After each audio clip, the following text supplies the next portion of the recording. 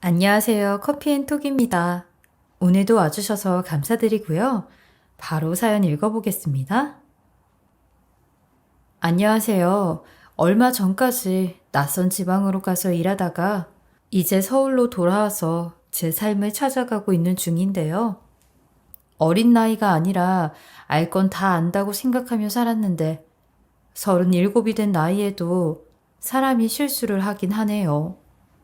먼 지방에 살고 있는 동서와 저는 가끔 만나고 통화 정도 하는 사이라 그런지 서로 예의를 갖추고 때로 필요한 걸 주고받기도 하면서 잘 지내왔어요. 워낙 맛집이 많고 싱싱한 수산물이 많은 지역에서 지내고 있으니 저에게 그런 것들을 잘 보내주더라고요. 그럼 저도 고마워서 서울에서 구할 수 있는 것들을 챙겨 보내곤 했어요. 멀리 있어서 그 정도로 서로 챙기고 안부를 주고받는 방식이 나쁘진 않더라고요. 저도 늘 고마워하는 마음으로 살았고 서로 편하게 친구처럼 전화를 자주 했었는데 점점 동서 사업이 번창하는 걸 느낄 수 있었죠. 형님, 언제 한번 놀러 오세요. 우리 둘 다 주말에만 쉬니까 정신이 없어서 마음은 한번 가야지 하면서도 그게 쉽지가 않네. 전에는 집이 좁아서 초대하기가 조금 그랬거든요. 그래도 꽤 넓은 집이지 않았어? 이번에 이사했는데 그 집보다 몇 배는 더 커요. 그래서 형님 부부 오셔도 서로 불편하지 않게 지낼 수 있으니까 한번 오세요. 손님층을 따로 마련해뒀거든요. 아유, 저희 남편이 워낙 사람 좋아해야죠. 따로 만들었으니까 언제든지 편하게 오세요. 아유, 정말? 집이 그렇게 넓어? 맨날 이사를 아파트로만 다니니까 남편이 우리 마음대로 구조를 바꾸기 힘들다고 아예 지어서 가자는 거예요. 그래서 우리 둘이 원하던 대로 싹 다 지워버렸어요. 총 5층 건물인데 영화 보는 곳도 따로 있고 헬스장도 넣고 그랬어요. 와, 대단하다. 사업 잘 된다더니 정말 다르네. 사업이 잘 된다고 언뜻 듣기는 했는데 직원도 60명이 넘는 사업장이 됐더라고요. 결혼 후 지방으로 내려가서 사업하겠다던 때가 엊그제 같은데 동서의 추진력이 저도 놀라지 않을 수 없었죠. 그런 판단은 모두 동서가 하는 편인데 맞벌이 하는 우리랑은 정말 상상도 못할 정도로 이제 차이가 나는 기분이 들었죠. 그래도 동서는 그런 걸 내세우며 콧대 세우거나 자랑하지 않아서 더 괜찮은 사람이란 생각을 했죠. 그리고 몇 개월 뒤 남편과의 상의 끝에 퇴직을 결정하고 아이를 가져보자고 결정했어요.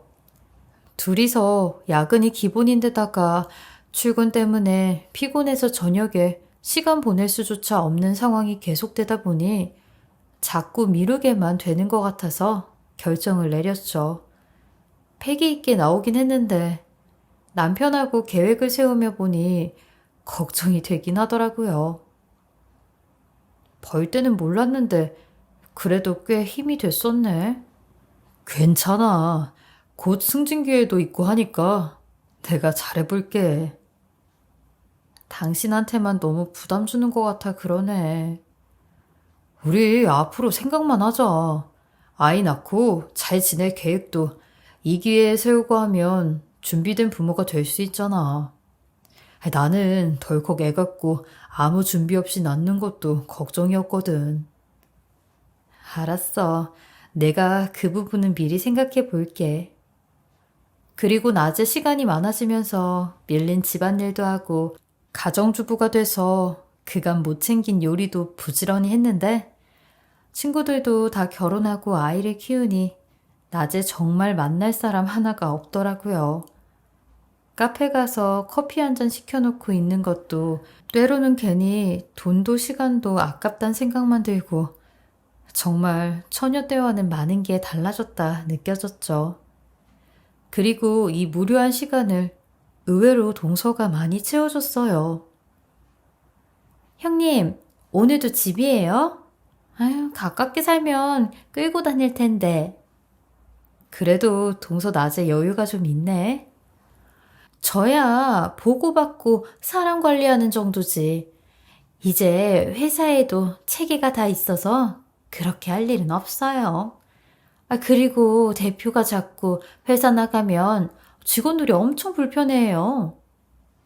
맞아. 대표님 없어야 좋지. 그나저나 형님, 이번에 대규모 채용을 할 예정인데 저 형님한테 부탁 하나만 해도 돼요? 이제 겨우 쉬는 건 아는데 형님이 몇 달만 와서 도와주셨으면 해서요. 내가? 네. 형님 인사팀 경력도 있고 우리 그런 쪽 사람이 없어서 관리 안 되는 부분이 있거든요. 몇 달만 도와주시면 안 돼요? 내가 무슨 그렇게 큰 회사 다녀본 적도 없는데. 형님 실력이면 너무 충분하죠. 무슨 소리예요? 모셔와야 할 뿐인데. 다 사람들이 욕해도 왜 주변에 가족 안 치는지 알겠어요. 정말 믿을 만한 사람이 없어요. 그러겠다, 정말. 형님, 이제 겨우 쉬는데 제가 이런 부탁드려 정말로 죄송한데요. 집이랑은 제가 다 알아봐 드릴 수 있으니까, 저 좀 도와준다 생각하고 진지하게 고민 좀 해주세요. 몇 달 월급도 제가 아깝지 않게 드릴게요. 하긴 안 그래도 남편하고 계속 지출만 하는 통장을 보면서 미안하고 눈치가 보이던 참인데 그 이야기 듣자마자 혹하게 되는 게 있더라고요. 계속 일하는 것도 아니고 딱 몇 달인데 잠깐 갔다 와 볼까 했죠. 그리고 남도 아니고 동서 회사라니까 더 어렵지 않게 일할 수 있을 것 같다는 생각이 들었어요. 저는 저녁쯤 남편이 돌아오자마자 여보, 나 동서 회사 가는 거 어떻게 생각해? 그 먼 데를 간다고? 당신 혹시 돈 때문에 그러는 거야? 그런 것도 있고 그 돈 모아서 오는 것도 나쁘지 않잖아. 동서가 내내 일하는 것도 아니고 하루 몇 시간이라고 쉬면서 하라고 그러더라고. 체계만 조금 잡아달라고. 그래도 일로 엮이면 돈이 왔다 갔다 하는 건데 이것도 적당한 거리 두고 지내니까 사이도 좋은 거지. 괜히 감정 쌓여서 안 좋게 될까 봐. 그것도 걱정돼 나는. 나는 당신이 허락해주면 갔다 올까 했었어. 당신 집에만 있는 거 힘들지? 일하던 사람이라 그럴 거야. 나야 당신 믿으니까 당신이 선택해서 결정해. 주말에 내가 내려가서 만나고 하면 되는 거니까. 다행히 남편이 제 마음을 알아줘서 저는 2주를 준비해서 여행으로도 가본 적 없는 지역에 가서 살게 됐습니다. 서울을 떠난다는 기분이 참 묘하더라고요. 그리고 이번 기회에 남편하고 저도 애틋함을 갖고 여행하듯이 지내면 그것도 나쁘지 않을 것 같다는 기대가 들었어요.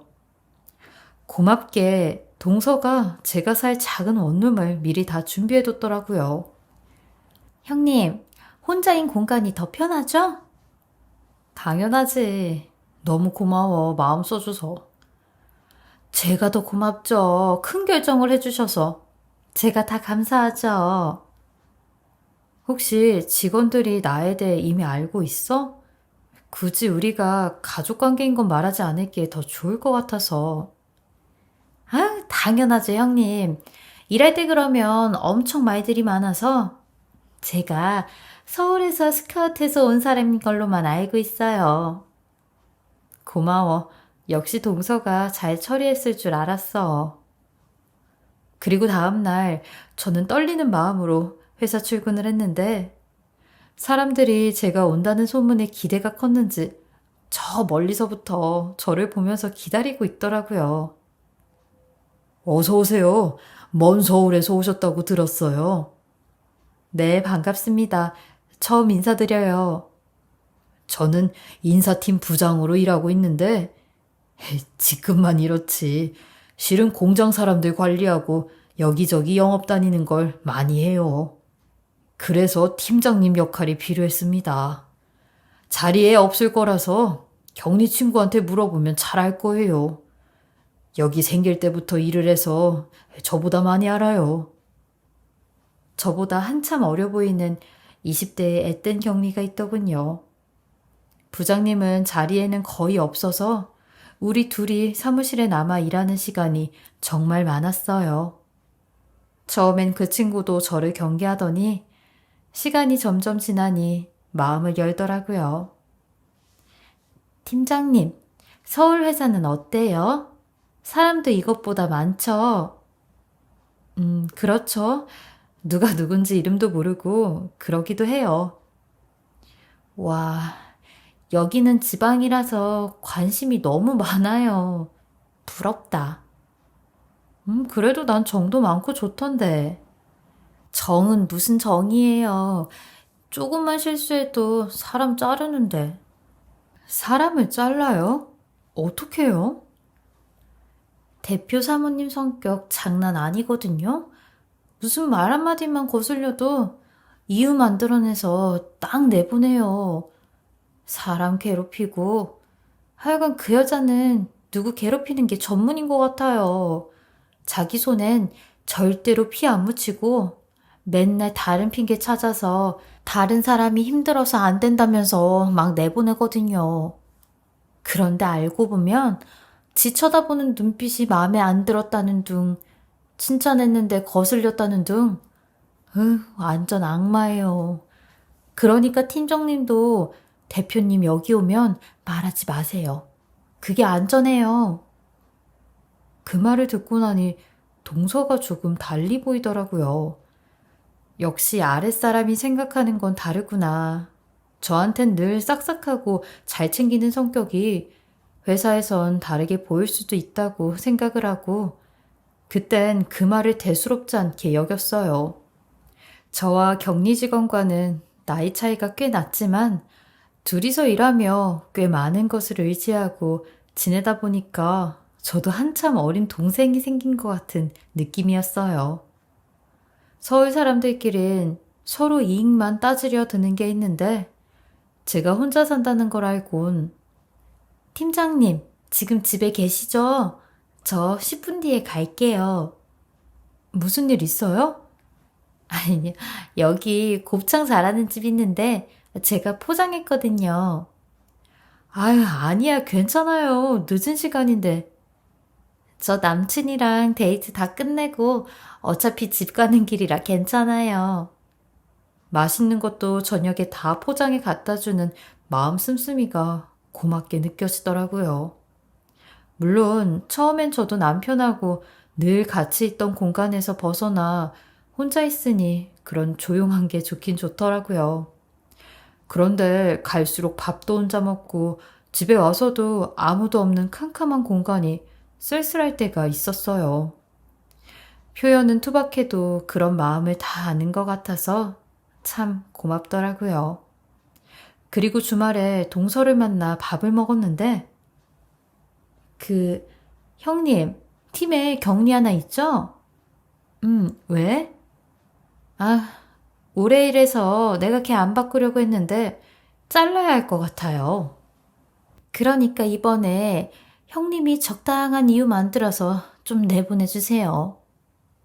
갑자기? 무슨 일이라도 있어? 일 잘하는 친구인데. 뭐 특별한 이유는 아니고 걔가 약간 남자들한테 꼬리치고 다닌단 말이 있어서 행동이 위험하더라고요.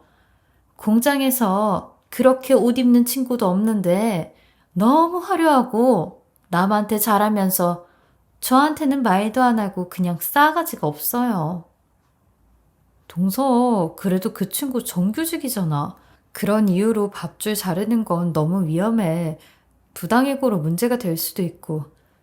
아유, 애도 아니고 대화로 풀어야지.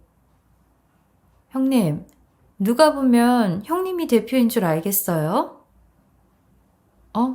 아니, 나는 동서가 너무 갑자기 자르라고 하니까.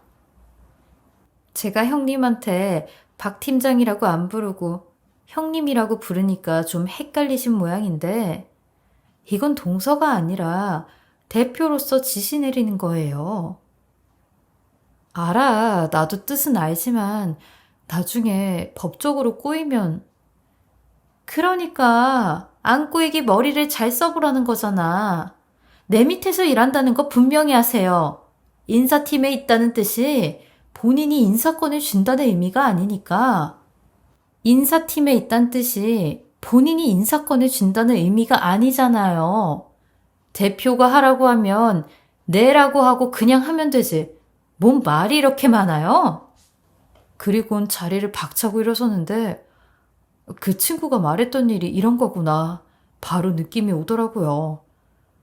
동서는 표정 하나 안 변하며 저한테 막 뭐라고 하는데 세상에 노동법이라는 게 있는데 그런 걸 다 무시하고 추측으로 인한 일로 부당 해고를 하라는 게 말이 안 되는 일이잖아요. 어제까지 같이 웃고 일하던 친구를 대체 무슨 이유를 만들어서 내보내라고 하는 건지 동서의 억지가 저도 힘들었어요. 그런데 계속 꽂혀선 보고 받을 때마다 그걸 묻더군요. 이유는 만들었어요? 좀 생각해 보셨냐고요? 업무적으로 문제될 게 없더라고요. 근태도 그렇고요. 아, 그러니까요. 그걸 찾으셔야죠, 팀장님이. 괜히 팀장인가? 1차적으로 규정이 없는 게 문제라서 회사 내부 규정을 만들고 징계를 주는 편이 맞는 것 같아요. 징계? 난 내 마음에서 아니라고 하면 다신 그 사람을 못 보거든요? 들어온다는 사람이 줄을 서는데 굳이 싫은 인간을 참아가면서 왜 봐야 하죠?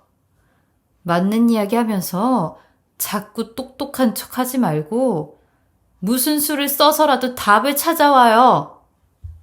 그리고 얼마 가지 않아서 결국에 일이 하나 터지더군요. 아니, 화장실에서 그 친구가 저희 동서 손에 머리채가 잡혀 나오더니 아, 이 손 놓으라고요. 놓고 말해요. 근무 시간에 여기가 미용실이야? 너 당장 나가. 퇴근 10분을 앞두고 잠깐 머리를 만지고 있었는데 동서가 그걸로 시비를 걸어서 궁지로 몰아넣는 것 같더군요. 건수를 잡고 싶어 안달이더니 결국 이 일을 만드는구나 싶었죠. 그런데 그날 저녁에 사무실로 찾아와서는 아씨, 끝내 내가 처리했잖아. 너 때문에 내가 직원들 앞에서 악마가 됐다고. 우리 천사 같은 팀장님 때문에. 이거 어떻게 할 거? 동서, 대표님, 공정하게 일을 처리하셔야죠. 멀리 보면 이런 일 소문나서 나중에 회사 평판이 안 좋아질 수도 있는데 조금만 더 신중하게 생각해 보세요. 난 가까이 보고도 잘했거든. 어서 훈계질이야? 팀장 안 쳐주니까 재밌니? 아무 이름이나 붙여준 거야, 그거. 고작 몇 푼 벌려고 애쓰는 게 불쌍해서 일 좀 시켜줬더니 내 얼굴에 먹칠을 해? 앞으로 일하지 말고 창고 정리나 해놔. 너같이 무능한 인간은 몸으로 때우는 게 맞아. 내 짓이 떨어질 때까지 나올 생각하지 말고. 뭐라고? 그만하면 되잖아. 그만한다고 여기서. 여기가 유치원이니? 네 멋대로 하다가 관두게? 그건 내가 정해. 밥값은 하고 가셔야죠, 형님. 여태 월급 챙긴 값 하나도 못했잖아요. 아, 제가 시키는 일 하셨냐고요. 그러니까 이거라도 하고 가세요. 좋은 말로 할 때. 몇 년째 정리가 안 돼서 먼지가 묻은 창고에 끌어넣듯 저를 밀어넣더니 문까지 잠가버리는 겁니다. 대체 해고를 얼마나 쉽게 생각하면 이런 짓을 할까. 그리고 여기 와서 돈 벌어보겠다고 제 발로 온 게 너무 후회스럽더라고요. 서러워서 눈물이 나는데 창고 안에서 이상한 소리가 나서 돌아보니 사방에 쥐가 파내치고 있더라고요.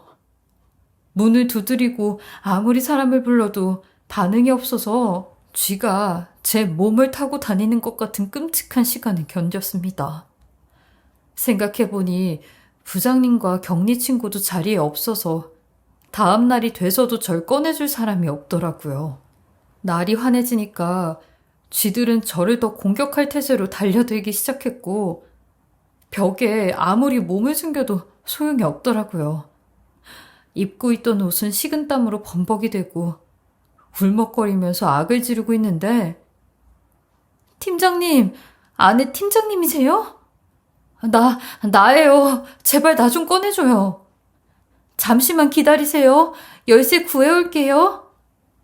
한참 뒤에 격리 친구가 저를 꺼내줘서 겨우 빠져나와선 땀이며 눈물로 범벅된 옷을 갈아입고 앉아있는데 팀장님도 곧 잘리겠네요. 보니까 대표님 주특기거든요. 내보낼 사람 꼭 창고 정리시켜요. 저 안에 쥐가 몇 마리인데 알면서도 치우지도 않아요. 여기 대표실 가는 길이라서 근처에 아무도 안 와서 누가 문도 못 열어주고요. 그러면 자기는 여기 어떻게 온 거야? 저도 이대로 당할 수만은 없잖아요. 대표님 방 열쇠를 사실 제가 갖고 있거든요. 저도 할 수 있는 건 해야죠. 자기가 아는 만큼 저도 많이 알거든요, 여기를. 뭔가가 있구나. 회계장부로 겁주면 그 여자 아무것도 못할걸요? 제가 전에 퇴사한 친구들 다 연락하면서 지내요. 비리 모으면 여기 한 방에 끝난다니까요. 사람 잘못 봤어요. 이번엔 나는 절대로 순순히 안 당해요. 그럼 그거 나도 공유해줘. 그래야 힘을 모으지. 저는 그렇게 격리 친구가 회계장부부터 시작해 퇴사했던 친구들이 갖고 있던 탈세 정황까지 싹 다 모아서 증거로 갖고 있었습니다. 분명히 동서 성격에 제가 여기 나온 걸 알면 더한 짓도 하겠더라고요. 저녁이 되자 창고 앞에 저를 찾는 것 같은 눈치더군요. 저는 사무실에 걸어가 아무렇지도 않게 동서 앞에 섰어요. 뭐야? 누가 내 멋대로 여기 나오래? 이거 정리 다 했어요? 나간다고 했잖아. 돈 안 받으면 되는 거잖아. 안 받으면 되잖아? 야, 너 내려온다고 집 마련해주고 컴퓨터 놓고 그런 건 돈 아닌 줄 알아? 어차피 서울에서 그지처럼 살지 않았어? 창고가 네 상황하고 딱일 텐데. 아, 그리고 네 남편, 우리 남편한테 돈 빌려 간 거 있어. 그거 다 갖고 가 네 몸뚱이로. 나는 돈으로 돌려받을 생각이 없거든? 아, 나 돈은 이미 너무 많아. 뭐? 너 방금 뭐라고 했어? 뭐라고 짓거리고 있냐고? 네가 밑바닥에서만 살아서 그래. 윗상황을 전혀 모르지. 돈이 많아서 돈은 안 받는다고. 창고 정리하고 내가 준 일 마무리하고 가. 하루에 얼마씩 까줄게. 갚으면 되잖아. 더럽고 치사해서 그렇게 안 해, 나도. 그래? 그럼 5분 줄 테니까 입금해. 바로 5천이야. 계약 위반한 거니까 네 집 보증금도 주고 합해서 1억 주고 가면 되겠다. 없니? 그럼 내가 시키는 일 해야지. 너 적당히 해. 아무 기준도 없이 네 멋대로 하는 거. 기준은 내가 만드는 거야. 그게 돈 있는 사람 권리라고. 1억 주라니까. 그것도 없어? 주면 깔끔한데 왜 자꾸 돈은 안 갖고 말이 많지? 거지 새끼처럼. 여기서 가족끼리 빌린 돈까지 계산하는 건 안 맞지 않아? 넌 앞으로도 나랑 가족 할 거야? 나는 인연 끊을 거라 다 받으려고 했는데 왜? 그래? 그럼 나도 이쯤에서 연 끊고 다 얘기해야겠네. 네가 무슨 형님이야. 돈 있는 사람이 위지. 아직도 모르겠니? 그 입이나 다물고 이거부터 보고 말해. 이거 보고도 그렇게 떠들 수 있는지 보자. 그리고 저는 품에서 비리 자료로 모아둔 모든 것들을 동서 얼굴에 던지듯 뿌렸습니다. 처음엔 당황하더니 눈앞에 펼쳐진 자료를 보면서 갑자기 얼어붙더군요. 이걸 다, 아니 이걸 어디서? 나쁜 짓은 꼬리가 밟히는 법이야. 너한테 당한 사람들이 한둘인 줄 알아? 퍽하면 사람 자르는 대표가 벌인 짓 얼마나 고소해야 할까? 아, 나도 기대되네 갑자기. 잠깐만, 이걸 누가 준 거야? 그걸 내가 말하겠니? 미쳤다고? 잘못했어. 잘못했어요. 제발 이거 형님이 정리 좀 해주세요. 아까는 네가 위라더니 내가 다시 형님이 됐네? 너 참 웃긴다. 제가 기분이 나쁘면 아무것도 안 보이는 게 있어요. 약간 정신병이에요. 그 버릇, 그 병 고칠게요. 정말 잘못했어요, 형님. 우리 이러면 다 죽는 건데. 형님 그런 분 아니잖아요. 이런 꼴 만들어서 속 시원하지 않을 거예요. 제발요, 형님. 잘못한 건 바로 잡아야지. 동서는 계속 이렇게 살면 안 될 것 같아. 이 기회에 정신 차려. 그렇게 저는 노동법과 탈세 위반 이 두 가지를 갖고 동서 회사의 비리를 말했고, 회사 정지와 벌금을 크게 물어서 잘 나가던 곳이 몇 달이고 멈춰야 하는 상황이 왔죠. 그리고 그 죗값도 물어야 했고요. 그리고 억울하게 나간 직원들을 다시 제자리로 돌리는 일까지 모두 진행을 해 생각보다 긴 시간을 그곳에 머무르다 올라오게 됐어요. 단순한 동서와의 감정 싸움에서 비롯된 일 같았지만 한 인간의 실체를 알게 된 게 더 놀랍기도 했고 일단 실망이 너무 컸어요. 남편 말대로 그저 멀리만 있었더라면 죽어도 몰랐을 부분일 텐데 말이죠. 그래도 언젠간 알게 될 사태를 미리 방지한 거라는 생각이 들어요. 최소한 사람을 사람답게 대하고 그런 짓을 벌이지 않았더라면 저도 그 지경까지 알게 되진 않았을 것 같거든요.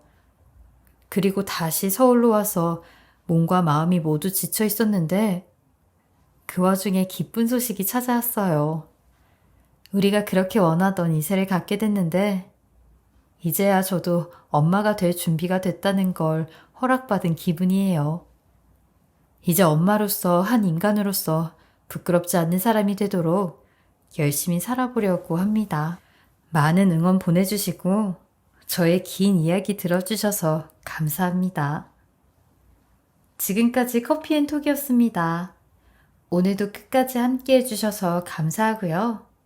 저는 다음 영상으로 또 찾아뵙겠습니다.